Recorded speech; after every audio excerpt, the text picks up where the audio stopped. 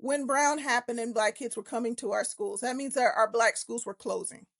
That means that our Black principals could sometimes get jobs in our schools, but there was not very many of them that were getting jobs in the white schools.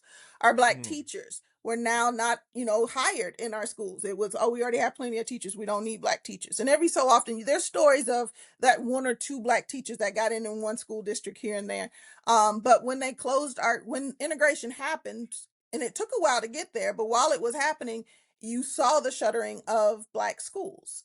And again, we Brown versus Board. If you ever sat down with the lawsuit, with the whole document and sat down and read it, you would see that they never really truly asked for us to come together. It was Wow. that separate versus equal. That's how really, that's really what it was coming down for. It's like we just want what we need to make sure that our kids have the exact same type of education.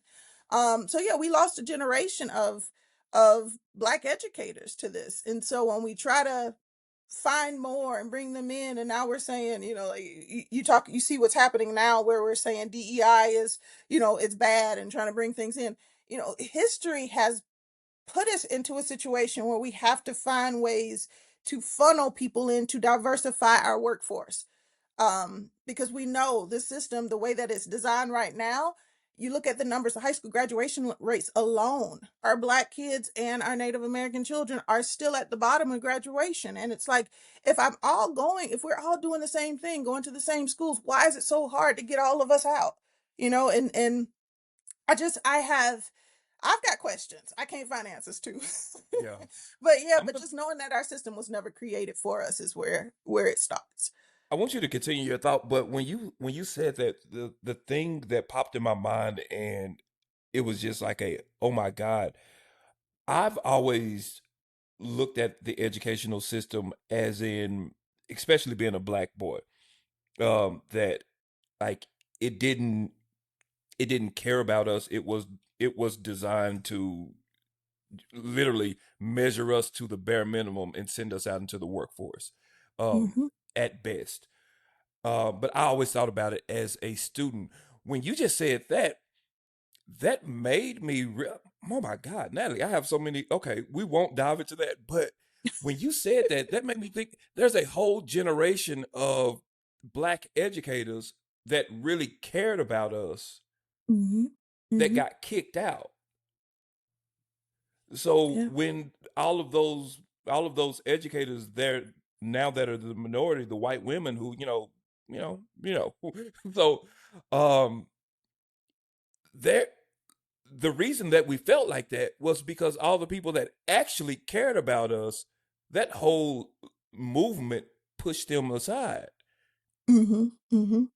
Yeah, and the Yeah. thing is, the biggest it's our community. It's our community, right? So you have teachers, and it's not saying white teachers can't teach our Black kids. It's not saying Yeah, we know shout out there's to some the, great teachers out there. Yeah, shout out to the ones who actually trying to do it. But at the same time, if I'm a part of your community, I'm seeing you as the future of my community. So I'm gonna pour into you in a way that's actually gonna build you up.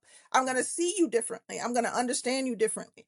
Um, and that's important, but to say, and there's articles out there now that I look at and I embrace, because it's one of these things where the I don't want to get the statistics wrong, but it's showing that if a student has a Black teacher, Black female teacher, they are more likely to go off to college. And Mm. the importance of the Black teacher in the schools. And that's for everybody. That's not just for Black kids. That's just basically saying that when you get a Black teacher, she's seeing everybody and she's teaching everybody. It's not, I'm going to water it down for you because I don't think you can do. It's no, I'm going to challenge you because I believe that you can. And that wholeheartedly is the shift that we need to make for everybody. Um, I question it. Sometimes I sit back and question when I taught at Clemson for a few years, which was a beautiful, like, full circle moment for me to go back to my alma mater and teach there. But I was always astonished that every freshman class was just so white. Like, or one or two Mm. Black kids were there. And I'm like, I don't know why I was expecting differently, but I was thinking that at some point we would see education as the foundation. Like there's nothing without educators, right? So it should be where we do get paid more and we get more people in, and the cycle continues. But I don't believe it's just the money that keeps Black people away from wanting to be teachers, or anyone of color keeping them from wanting to be teachers. I just, I've got questions, and those are the questions that I want to answer. I want answered because it's not what do that you we think that it is, in your opinion? I honestly don't know. I know it's pay for a lot of them. Like a lot of people don't want to go to school for 4 years and come out and make $55,000, $60,000 a year. Like especially if they've got peers who go be an engineer and they can make six figures. Um, but also we when have you ever seen before Abbott Elementary, and even Elementary is sometimes iffy, but before Abbott Elementary, when have you seen a teacher presented in a way that made you want to be one? Mm. And it's always those kind of things that, the kids are so bad, the kids are this, the kids are that. And I have been in some of the roughest areas, and I've been in some of the most suburban posh, areas. And I'll tell you what, I got a lot more done over here in these urban districts where the kids were, what people would say unruly or something like that. I felt like I got a lot more done than I did over here, because it was to the point where my students wanted to learn. They were hungry to learn.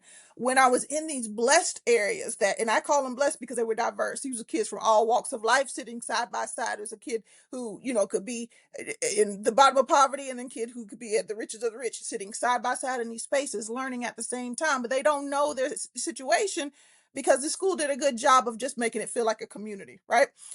When we had that, that's when everybody soars. So Mm. we can talk about all kinds of things all the time, but really the community comes down to the culture that you create. Can I bring all these kids together and make them feel like they are one unit and we're all moving towards one goal? Can we do that? And what does that look like? Um, but yeah, when we get there, we see the results and we know that's part of it. The culture is just as important as having dynamic teachers and having all the resources that you need. But yeah, What you're what do gonna you go. say to the idea that because a lot of my friends, peers, classmates that I'm matriculated with, um because people think that like my degree is English lit, so everybody like, man, why didn't you teach? Another conversation. Uh, but most would say, some would say that teaching is all for, and I know this is an overgeneralization, but I would be very, very interested to hear your take on it. Uh, Teaching is not about teaching anymore. It's about teaching towards the test, to Mm, get the kids to pass the state test, to get the funding, so on and so forth. So they're not really helping kids anymore. They're mhm. just teaching to pass the test. What are your thoughts towards that? You know, that's really a current day struggle, and it's been an ongoing struggle. This We took standardized tests when we were in school, and I'm not trying to age you and make you be my age, but I feel like we might be peers here. I think we're And close. I know. But we took standardized tests going to school, and really, like, they told somebody something, but no data tells us that a kid doesn't deserve the best education possible. So we spend weeks on week, and it's unnatural if you think about it. It is unnatural to spend 5 days of sitting at a desk answering a random set of questions that really at the end of the day tell me very little about what you know. um I try to align that with, a lot of colleges have done away with using the SAT and the GRE and all these things to get to it for acceptance, because those tests don't tell you what people know. They don't tell you if they're going to be a good educator, a good doctor, a good lawyer. Those tests don't tell us what we need. So if colleges have figured it out, why are we still spending money and time and energy and putting these standardized tests as a priority? So I am a firm believer as an educator that if I do my good teaching, the kids are going to show up on those tests and do what they need to do. I'm not going to shift. I'm going to give you what you need so that you are successful, because my goal is to get you out of high school and to wherever your heart desires. I want to set you up for that. I don't The tests have never been an issue for me. Um and again, like I don't teach to the test. I can't say that I did at any point in my career. Um but I know that that's a hard battle to fight at sometimes. Like, if I'm a new teacher, my principal saying, you got to do it this way. You got to do this. And if I don't see this at 8:05 in everybody's classroom, I've been in those situations where you just got to Mm, appease this person. But honestly, quality teaching, high quality teaching has nothing to do with that test. It has everything to do with keeping your students engaged. When I'm teaching my graduate students, I tell them up front, if I go to a concert, now Beyonce's about the only person that will get my money and my time and my energy, because I'm just, I'm at that stage where large crowds and I just that we're not it, okay. not together. So when I go to see Beyonce, I'm expecting excellence, right? I Not Yes. because I spent a whole bunch of money, but because it's Beyonce. She has already put her name out there. I am excellent, right? So if I want to be that type of teacher, I got to understand. I look at the effect of what she does. She's on stage. She's giving high energy the entire time. You can tell that she doesn't sit. Well, she this. Let me take that back. In the Renaissance, she did sit on her computer, on her piano, because she was doing a segment that way. But when she's singing her high energy songs and she wants to keep you captivated and she wants to pull you in, she's dancing, she's moving. And I'm not saying teachers need to dance and move, but you got to understand, you've got this same audience. She's doing it for one night only for this set of people. So she's going to give her all. But for us as teachers, we got to understand we do have 180 days, but each one of those days, the students deserve our all. So even when I feel Mm. bad or I feel like I can't do anything, I'm still going to find something engaging so I don't waste their instructional time. That's important.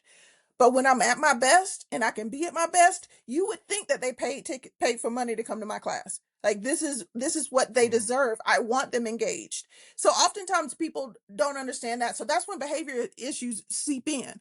If the kids don't want to be there, they're gonna let you know they don't want to be there. And it's gonna look like, me hitting my friend or me being on my phone or me doing something other than being present with you, because you have not made this an environment where I want to be a part of.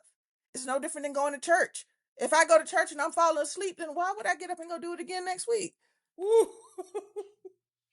Yeah. And only thing with school is mandated. It's mandated by law that I have to be there. So it's one of those things where we have to realize that the importance of it, it's not about the teacher. At the end of the day, you are the center of the show, but it's not about you. It's about them. And then what do you want to give to these students so that they walk away with whatever knowledge you have? If that's the case, your standardized test scores will do whatever it needs to be done, and whoever needs to see them will be pleased with what they see, and you'll keep it. It all keeps it moving. But I personally feel like we could find a better way to use our money, time, and services for our students. What do you think that better way would be? There are lots of platforms out there. There's a lots of curriculums out there that can tell us what our kids know by the end of the school year without it being some $1 million package of test. Like Hmm. there are lots of different ways that we can assess our students and find out what it is that they know, if they're ready for the next level. And again, very seldom do these tests tell us to keep a kid back or hold a kid back and retain them. Very seldom do we use these test scores to flag whether or not they need to be tested for something.